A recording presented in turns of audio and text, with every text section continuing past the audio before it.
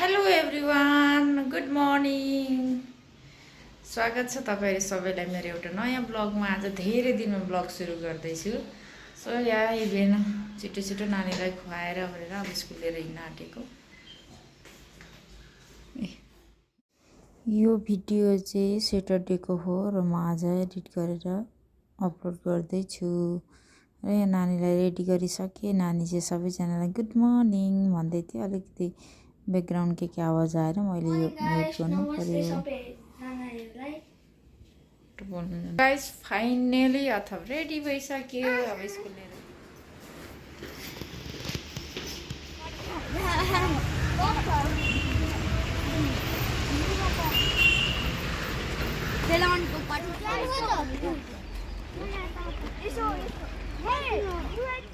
म चाहिँ नानी पुऱ्याएर पनि अब फर्केको घरतिर। र यहाँ हेर्नुस् न स्कुलबाट भ्यू कति राम्रो देख्छ। सो फाइनली रुममा आइपुगिसक्यो नानी पुऱ्याएर। अब एकछिन चाहिँ बसेर बल्ल घरको काम गर्न सुरु गर्छु।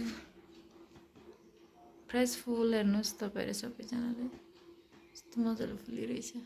म चाहिँ अब एकछिन रेस्ट गरेर अब मजाले चिया बनाएर खानु पर्यो भनेर रेडी गर्दैछु। चिया बनाउँदैछु। बिहान हतार हुन्छ र त्यस्तो मजाले चिया खान पाइदैन र अहिले चाहिँ। सो गाइस मेरो चाहिँ चिया पाक्दैछ। अब चिया खान्छु मजाले बसेर।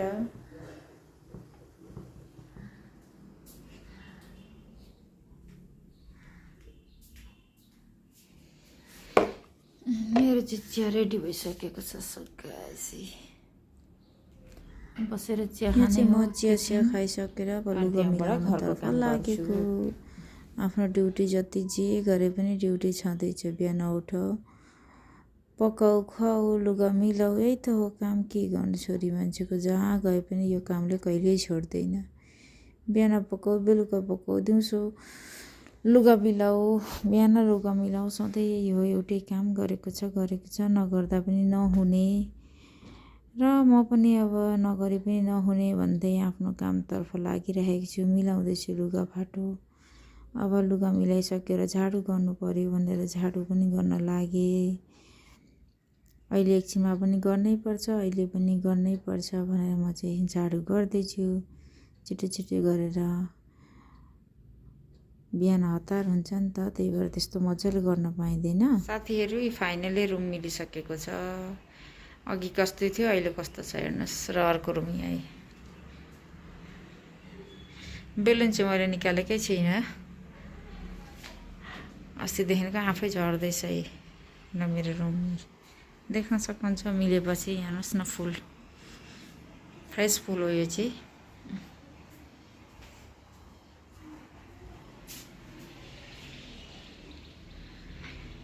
गाइस अब रह्यो किचनको काम। किचनको म फटाफट गरिहाल्छु। म चाहिँ घरको काम गरिसकेर बसेको मात्रै थिएँ। आईको फोन आयो र आज चाहिँ डोमाको बर्थडे हो। एउटा सरप्राइज सानो सरप्राइज दिउँ न भन्नुभयो र म चाहिँ यहाँ केक लिन गएको छु। केक अर्डर दिएर आएर फेरि म केक लिन गएँ। केक बनाइसकेको छ। ह्यापी बर्थडे डोमा लेखेको छ। फाइनली केक रेडी भइसकेर म चाहिँ निक्लिसकेको छु। सो गाइस डोमाको बर्थडेको लागि रेडी भइसकेको रहेछ सरप्राइज।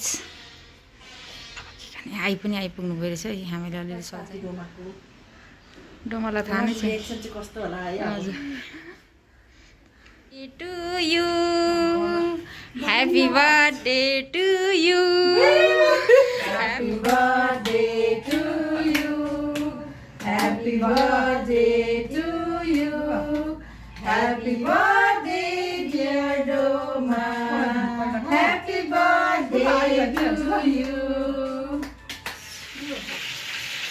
यहाँ छ यता चिकन पाक्दैछ। प्याज म दिएको छु हुन्छ। गाइस हामी चाहिँ रिल्स बनाउन रेडी हुँदैछौँ। हुनुहुन्छ रिल्स बनाउने हामी चाहिँ रिल्स बनाएर यहाँ अब झालमुरीहरू खान लागेको छौँ। डोमा चाहिँ रिल्स बनाइरहेको छिन् र अब हामी नानी लिन जाने बेला भयो र नानीहरू लिएर हामी चाहिँ आज सबै हाम्रोमा लिएर जाने भनेर एकछिन भेला हुने भनेर लिएर गयौँ र नि डुमा पनि जाने बेला भयो।